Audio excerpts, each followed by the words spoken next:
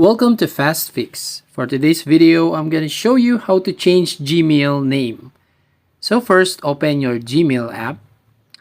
Now tap on the profile icon at the top right corner, which is the purple circle right over here. Now you can see all the email accounts, so you just tap on Manage Your Google Account. Now right here, you can see the tab at the top. You just want to tap on the personal info.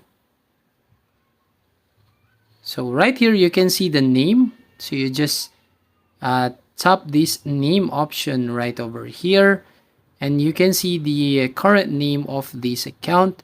So to change it, just tap on the pen icon at the right side of your screen. And then right here, if we change the surname, for example, as you can see here, anyone can see this information when they communicate with you or view content that you create on Google services. So tap on Save option. And finally, your name has changed. And you can also change the nickname right here. Any nickname that you want to put on your Gmail account. Then click on Save. So that's it. If you find this helpful, don't forget to like and subscribe to this channel, and see you on the next video.